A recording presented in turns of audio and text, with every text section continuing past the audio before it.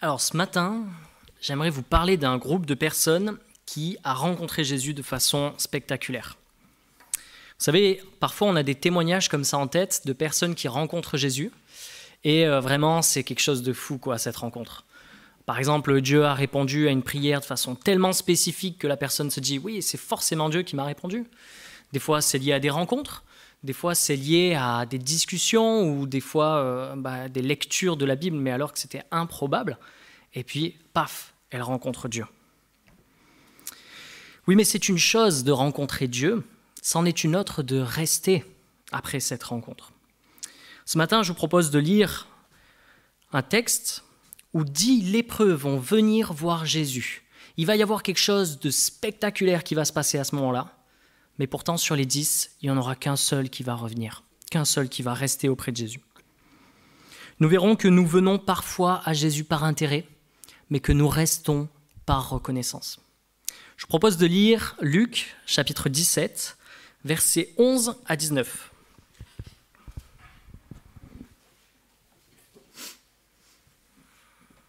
Donc Luc, chapitre 17, versets 11 à 19. Et donc je vais lire Luc 17 à partir du verset 11. « Alors qu'il se rendait à Jérusalem, Jésus passa entre la Samarie et la Galilée. Comme il entrait dans un village, 10 lépreux vinrent à sa rencontre. Ils se tinrent à distance et se mirent à lui dire « Jésus, Maître, aie pitié de nous !» Lorsqu'il les vit, Jésus leur dit « Allez vous montrer au prêtre. » Et pendant qu'ils y allaient, ils furent guéris. L'un d'eux, se voyant guéri, revint sur ses pas en rendant gloire à Dieu à haute voix. Il tomba le visage contre terre aux pieds de Jésus et le remercia. C'était un Samaritain. Jésus prit la parole et dit « Les 10 n'ont-ils pas été guéris ? Et les 9 autres, où sont-ils ? Ne s'est-il trouvé que 7 étrangers pour revenir et rendre gloire à Dieu ? » Puis il lui dit « Lève-toi, vas-y, ta foi t'a sauvé. » Alors ce matin, je vous propose de faire comme une célèbre prédication de Fernand Legrand, qui était évangéliste dans le nord de la France. Et nous allons enquêter pour retrouver les 9 lépreux qui ont disparu. Tout d'abord, je donnerai quelques remarques sur le texte. Deuxièmement, nous irons sur le terrain ensemble et nous enquêterons, nous toquerons aux portes pour essayer de comprendre ce qui s'est passé. Et puis troisièmement, nous verrons quelle est la bonne attitude à avoir une fois qu'on a rencontré Jésus. Alors, quelques remarques sur le texte. Premièrement, c'est que tout le monde veut venir voir Jésus. Jésus était de plus en plus connu, qu'il était fréquent que des foules entières se déplaçaient pour venir voir Jésus. Elles venaient le voir pour que Jésus réponde à leurs questions, qu'il réponde à leurs problématiques, que Jésus bénisse les enfants, mais aussi pour que Jésus guérisse les malades. Les évangiles sont remplis d'histoires où Jésus va guérir des malades. Et pourquoi est-ce que Jésus prend le temps de guérir les malades ? Eh bien parce que ces guérisons étaient un signe évident que le royaume de Dieu était descendu sur terre, que la nature de Jésus était divine et qu'il fallait donc l'écouter et puis le suivre. Deuxième remarque, c'est la zone géographique. Elle est particulière. On estime que c'est le dernier voyage de Jésus. Il descendait du nord pour aller vers le sud en direction de Jérusalem. Et là, il va passer entre la Samarie et la Galilée. On imagine, une chose aussi que je n'ai pas dit, on imagine que c'est 2 semaines avant sa mort. C'est le dernier voyage de Jésus en direction de Jérusalem. Donc, Jésus se trouve entre la Samarie et la Galilée. Les 2 peuples étaient absolument ennemis, ne pouvaient pas se voir. L'un pensait que l'autre était dans l'erreur théologique, et pire, il y avait eu des trahisons même entre les 2 peuples. Aucun juif n'acceptait d'être à côté d'un samaritain. Mais visiblement, les lépreux n'avaient pas cette limite, et on verra que dans notre groupe, il y avait aussi bien samaritains que lépreux. Troisième remarque, la lèpre. Ici, nous avons 10 lépreux qui s'adressent à Jésus, et je relis le passage. 10 lépreux vinrent à sa rencontre. ils se tinrent à distance et se mirent à lui dire « Jésus, maître, aie pitié de nous !» Lorsqu'il les vit, Jésus leur dit « Allez vous montrer au prêtre !» Et pendant qu'ils y allaient, ils furent guéris. Alors, la lèpre est une maladie infectieuse qui touche principalement la peau, les nerfs qui sont aux extrémités du corps, les muqueuses des voies respiratoires ainsi que les yeux. Une fois que la maladie est entrée dans le corps, elle attaque les nerfs et ça empêche les nerfs ensuite d'envoyer l'information au cerveau. Et c'est comme ça qu'un lépreux peut se faire mal, voire s'amputer sans s'en rendre compte, puisque en fait son doigt ne lui indique plus qu'il a mal ou qu'il force, ou etc., etc.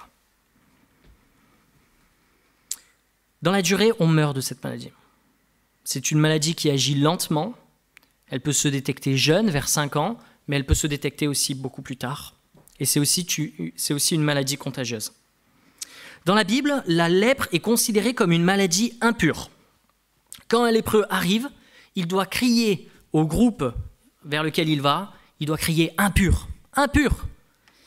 C'est comme ça qu'ils doivent se faire repérer, remarquer, et que les gens doivent ensuite s'éloigner. On mettait donc les lépreux à l'écart. Ils devaient vivre de l'aumône ou du soutien des familles, mais ils ne travaillaient plus à ce moment-là. Et vous comprenez bien la terreur de cette maladie. Quand une personne avait la lèpre, c'était destructeur. Quand une personne était soupçonnée d'avoir la lèpre, par des taches blanches sur la peau notamment, on la mettait en isolement pendant 7 jours et le prêtre devait constater si effectivement elle était malade ou pas. S'il y avait une rémission, parce que ça arrivait, il fallait aller voir le prêtre qui lui aussi constatait si effectivement la personne était guérie, était pure ou pas. Et c'est pour ça que Jésus va leur dire « Allez voir le prêtre ». Aujourd'hui, la maladie existe encore, mais elle se guérit très bien avec des antibiotiques. Mais on peut avoir une pensée pour toutes ces personnes qui n'ont pas accès à ces médicaments. 4e remarque, et puis nous enquêterons, la foi des lépreux. La foi des lépreux est quand même assez surprenante. On peut souligner que les 10 lépreux sont allés voir Jésus. Ils ont demandé de l'aide à Jésus en se tenant à bonne distance. Et ils ont fait même mieux. Quand Jésus leur dit « Allez voir le prêtre », ils n'ont pas dit du style « Pourquoi faire ? Tu vois bien qu'on est lépreux. » Ils n'ont pas dit mais qu'est-ce qui va se passer ? Comment ça ? Qu'est-ce que tu... Non. Ils n'ont pas dit non plus « Quoi ? Toi aussi, Jésus, tu veux te débarrasser de nous ? Tu veux qu'on s'éloigne ?» Non, ils n'ont pas dit ça. Ils ont eu la foi d'aller voir le prêtre alors qu'ils étaient encore lépreux. Et voyez ça, moi, ça me fait réfléchir. Je me pose la question si j'ai la même foi que ces lépreux. Quand vous savez, des fois on prie, on a Dieu s'adresse à nous et puis on est convaincu que c'est ce que Dieu veut qu'on fasse. Mais des fois on n'a pas des signes visibles que c'est ce que vraiment il va se passer. Donc des fois on doute. Mais eux, ces lépreux, ils n'ont pas douté. Ils y sont allés. Ces lépreux ont eu la foi. Mais il y a un problème. Le problème, c'est que personne n'est revenu voir Jésus sauf un. Une seule personne avait ce raisonnement. Verset 15, l'un d'eux, se voyant guéri, revint sur ses pas en rendant gloire à Dieu, à haute voix. Il tomba le visage contre terre aux pieds de Jésus et le remercia. C'était un Samaritain. Là où habituellement, cet homme devait crier « Impur, impur !» Là, il ne disait plus « impur », il disait « gloire à Dieu ». Et il se met aux pieds de Jésus en disant « merci, merci pour ce que tu as fait ». Et la réaction de Jésus, verset 17, Jésus prit la parole. Les 10 n'ont-ils pas été guéris? Et les 9 autres, où sont-ils? Ne s'est-il trouvé que cet étranger, ce Samaritain, pour revenir et rendre gloire à Dieu? Puis il lui dit « Lève-toi, vas-y, ta foi t'a sauvé ». Jésus savait bien que les 9 autres avaient été guéris. Mais il va souligner que c'est cet étranger, ce Samaritain, qui lui est revenu.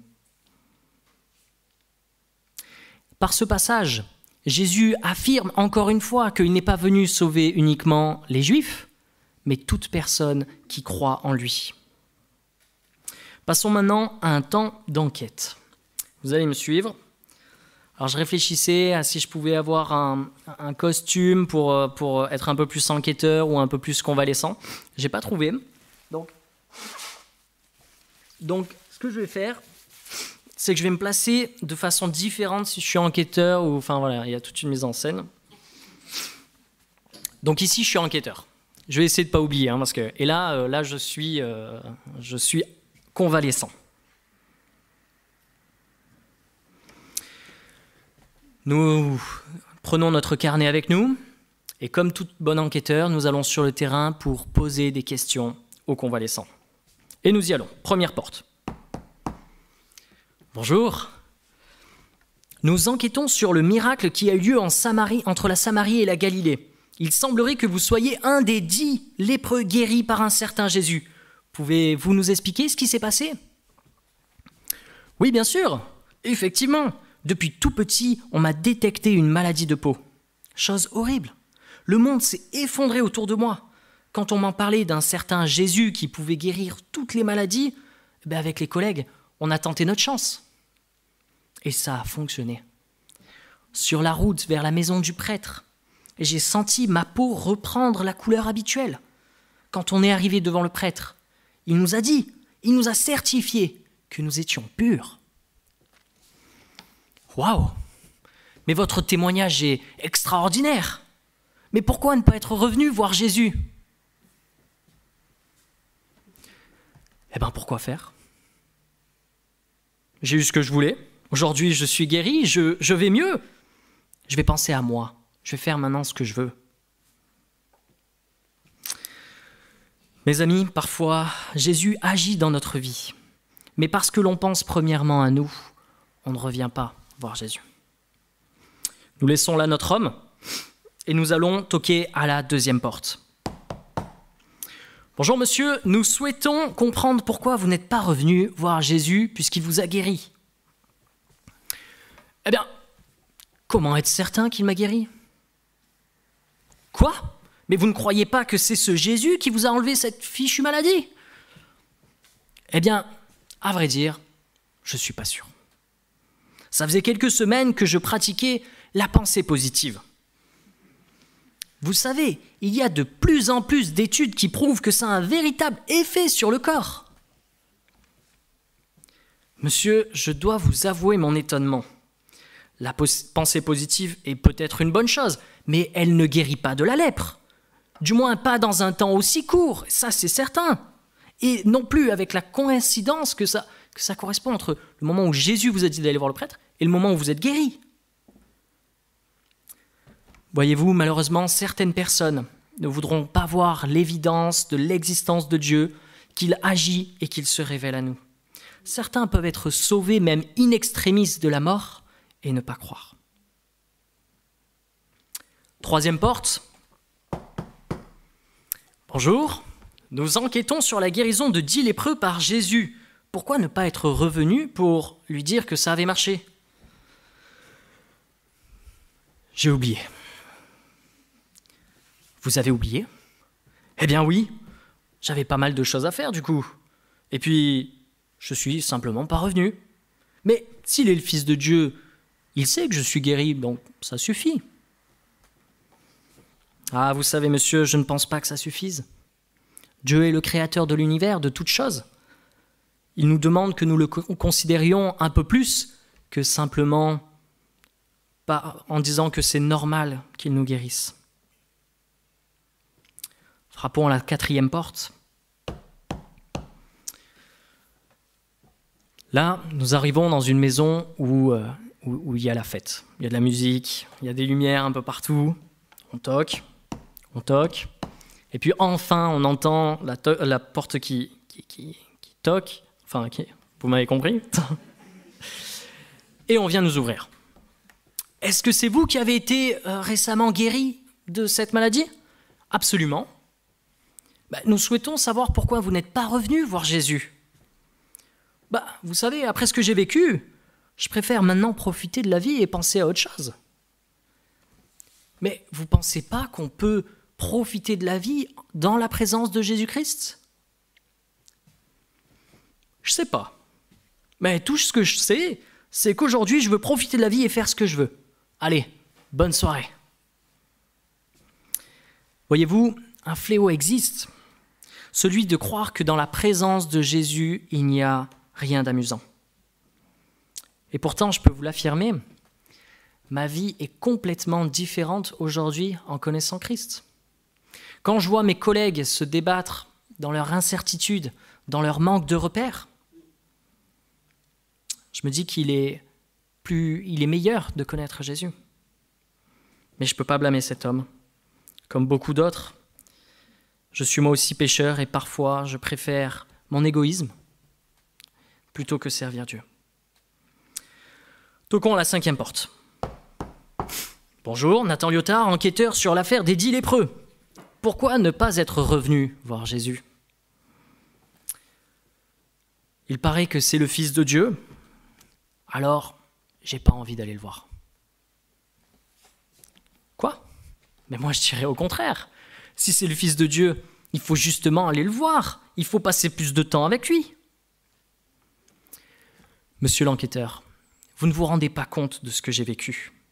La souffrance d'être seul, abandonné de tous, considéré comme pestiféré avec ce corps qui part en lambeaux. Tout ça à cause de Dieu. Quoi ? Mais je dirais que, au contraire, maintenant il vous a prouvé son amour. Il ne faut pas accuser Dieu. Eh bien, s'il peut tout, alors pourquoi j'ai souffert ? Je ne souhaite pas pardonner à Dieu. Alors, il peut rester loin. Et je dois vous avouer que cette interview est de plus en plus dure à mener. Surtout quand on connaît qui est réellement Jésus. Il est triste d'entendre des excuses et des arguments comme cela. Et j'ai une pensée pour toutes les personnes qui persévèrent à parler de Jésus à leurs amis. Quand il y a des fois des personnes comme ça qui balayent d'un revers de main qui est notre Sauveur et notre Seigneur. Mais continuons, nous avons fait la moitié. 6e porte. Personne ne répond. Toujours personne. Nous regardons un peu et puis nous voyons que la maison, effectivement, ne semble pas habitée, mais pourtant on nous a indiqué cette adresse. Quand le voisin voit à côté qu'on insiste, il nous dit « Qu'est-ce que vous cherchez ?» Eh bien, nous cherchons l'habitation de celui qui a été guéri par Jésus, l'ancien lépreux, devenu aujourd'hui guéri. Oh, vous savez, mon voisin est rarement chez lui. Il arrive tard, il part tôt, il travaille toute la semaine et part le week-end. Et même pendant les vacances, je ne le vois pas, il est toujours en déplacement. Et là, je comprends à quel type de personnes nous avons affaire. Il s'agit de ces personnes qui ne tiennent pas en place. Une fois guéries, elles reprennent une vie folle, à courir dans tous les sens. Je comprends pourquoi elle n'est pas venue voir Jésus. Elle n'avait pas le temps. Seulement, la Bible nous dit qu'un jour, il ne sera plus temps de revenir voir Jésus. Ce sera trop tard. Le jour où Jésus traversera le ciel pour installer son royaume sur terre, ce jour-là, ce sera trop tard. Nos voyages d'affaires, nos week-ends détente, nos vacances, nos soirées divertissement seront annulés et Jésus fera plier le genou de toute personne sur terre devant lui. À ce moment-là, certaines personnes auront la paix et d'autres auront la peur, la tristesse d'avoir vécu trop vite et trop loin du Créateur. 7e porte. Bonjour, nous enquêtons sur les miracles qui ont eu lieu auprès de 10 lépreux. On souhaiterait savoir pourquoi vous n'êtes pas revenu voir Jésus. Eh bien, ce qui s'est passé me laisse songeur. C'est pas logique. En une phrase, on ne guérit pas 10 lépreux. Oui, mais j'ai croisé un de vos collègues qui lui aussi avait du mal à croire. Et je lui disais que la coïncidence était trop importante pour penser que c'est autre chose que Jésus qui vous ait guéri. Oui, la coïncidence est surprenante, je l'admets. Mais voyez-vous, une phrase, ça ne guérit pas. Un médicament, ça guérit. Une thérapie, ça guérit. Mais pour le reste, nous n'avons pas de preuves. Et moi, sans preuve, je ne crois pas. Vous savez, monsieur, vous me faites penser à bon nombre de mes amis qui, parce qu'ils ne comprennent pas la logique, ne peuvent pas voir la réalité en face. Voyez-vous, pour Jésus, qui est le créateur de toutes choses, il n'est pas impossible de guérir même 10 lépreux en une phrase. Là est la logique. Mais nous laissons notre homme réfléchir et nous allons à la 8e porte. Après nous être présentés, notre ancien lépreux regarde s'il y a du monde qui nous voit discuter. Ne voyant personne, il nous répond. « Oui, c'est bien moi, mais il faut me laisser tranquille maintenant. Hein. » Oui, bien sûr, on va vous laisser tranquille, mais juste, est-ce que vous pouvez nous dire ce qui s'est passé? Pourquoi ne pas être retourné voir Jésus? Mais voyons, moi, je ne veux pas qu'on me voie auprès de Jésus, ni même de ceux de son groupe. Mes amis se moqueraient de moi s'ils savaient que je discute avec vous. Vous n'êtes donc pas revenu voir Jésus, celui qui vous a guéri parce que vous aviez peur qu'on vous voie avec lui? Oui, exactement. Mais laissez-moi tranquille maintenant.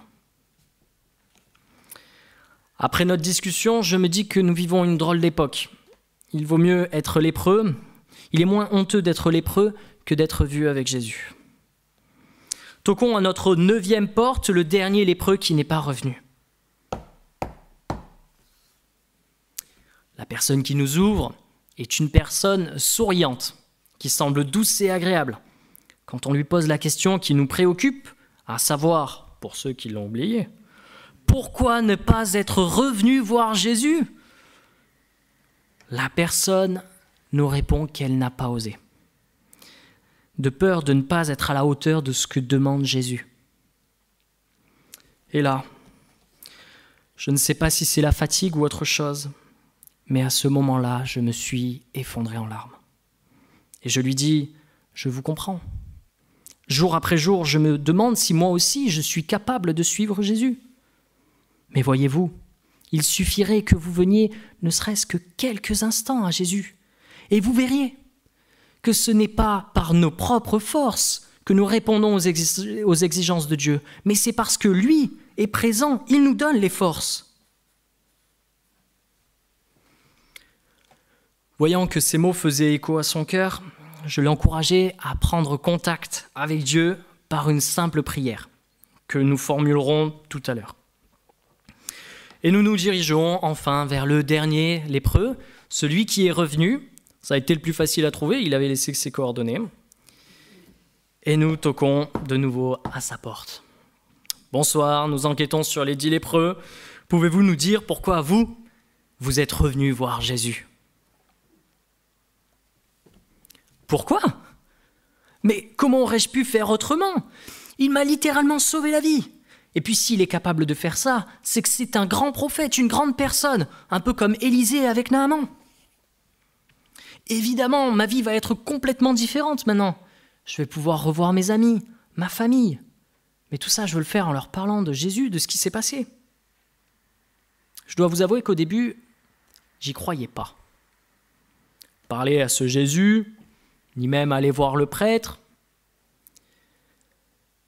Mais quand j'ai vu que ça avait marché sur mon corps, quand j'ai vu que j'étais guéri en chemin, quand j'ai parlé au prêtre et que je lui ai demandé 3 fois de suite, en insistant, de m'ausculter pour voir si j'étais guéri, eh bien à ce moment-là, j'ai cru que Jésus avait agi dans ma vie. Et à ce moment-là, je suis revenu le voir pour le remercier. Cet homme a fait preuve de reconnaissance. Cet homme a eu la bonne attitude quand on rencontre Jésus. Celle de revenir à lui en lui disant merci, en lui disant effectivement eh bien que c'est Dieu qui est à l'origine de ce qui vient se passer. Où en est notre reconnaissance? Pour nous qui connaissons Christ et qui le connaissons parfois depuis longtemps, où en sommes-nous dans notre reconnaissance? Je suis d'accord avec ce qui a été dit tout à l'heure sur le bonheur. La quête de l'homme et cette recherche du bonheur. Il se trouve que Dieu veut nous donner sa joie parfaite, ce bonheur en sa présence. Est-ce que nous recherchons activement notre bonheur en Dieu? Quand les moments difficiles arrivent, est-ce que nous nous adressons à Dieu en disant « Dieu, j'ai un moment difficile. Qu'est-ce que je dois faire? Je compte sur toi. » Je nous encourage tous, chaque semaine, à lever les yeux, à un autre moment que le dimanche matin, à lever les yeux vers Dieu en reconnaissant qu'il est l'origine de notre bonheur. Alors on peut se poser la question, qu'est-ce qui s'est passé pour les 9 lépreux? Sont-ils sauvés? Le texte ne le dit pas. Il est vrai que grâce à leur foi en Jésus, d'être venus voir Jésus et puis ensuite d'être allés voir le prêtre, eh bien ça les a guéris. Mais cependant, plusieurs passages dans le Nouveau Testament nous montrent que des personnes sont venues à Jésus pour être guéries, mais ne sont pas restées, n'ont pas suivi ensuite. Je pense notamment à l'infirme de Bethesda, qui quand Jésus lui dit « lève-toi », hop, il se lève. Et tout de suite, il obéit. Et effectivement, à ce moment-là, tout son corps est régénéré et donc de son infirmité, eh bien, il devient en bonne santé. Mais ensuite, il va dénoncer Jésus auprès des Juifs. Donc, on voit bien que ce n'est pas une personne qui a vraiment suivi Jésus sur le long terme. Vous voyez, ce texte est surprenant. C'est quand même fou. 10 personnes qui sont guéries en même temps, une seule revient. Pour ceux qui aiment les statistiques, et pas besoin de sortir sa calculatrice, ça fait seulement 10% qui reviennent. Ce n'est pas des stats très encourageantes. Les personnes ont été complètement guéries dans leur corps, mais il n'y en a que 1 sur 10 qui revient. Cependant, je vous dis ça, mais j'ai bon espoir que ces personnes, dans le temps, ensuite, elles ont compris, il y a eu un déclic, et puis finalement, elles sont venues à Jésus. Mais sur le moment, ils n'y sont pas revenus, sauf une. Dernière remarque, et puis ensuite, je vous proposerai cette prière, c'est que la Bible nous dit qu'on est tous malades. On pourrait dire quelque part qu'on est tous lépreux. Une maladie qui est entrée en nous et qui ensuite agit sur la durée, qui s'appelle le péché, qui ensuite nous insensibilise sur le fait que nous ne sommes plus avec Dieu, et ça nous insensibilise sur la nécessité de revenir à Dieu. Et là. Et c'est pour ça que nous avons besoin, comme ces lépreux, de venir à Jésus et lui dire « Sauve-nous, guéris-nous. Guéris-nous de ce péché, guéris-nous de cette maladie, car à cause de ça, eh bien, je suis loin de toi. » La semaine dernière, on a appris un verset avec l'école du dimanche, Romains 8, verset 1. « Il n'y a donc plus aucune condamnation pour ceux qui sont en Christ Jésus. » Romains 8, verset 1. Pour ceux qui ne connaissent pas Christ, je vous propose de faire cette prière qui est très courte, mais qui permet simplement de prendre contact avec Dieu. Si vous voulez, je vais laisser je vais laisser une petite minute où simplement on peut se recueillir avec Dieu, et puis ensuite je vais prier.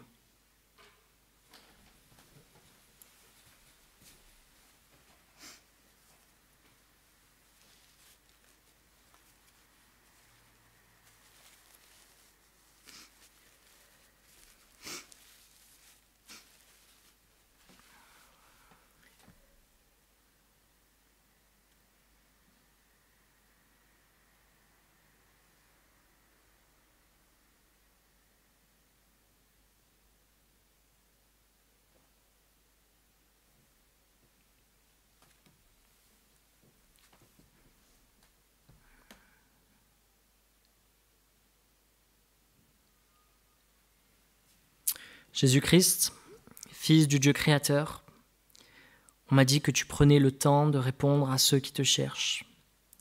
S'il te plaît, montre-moi que tu existes et que je peux te faire confiance.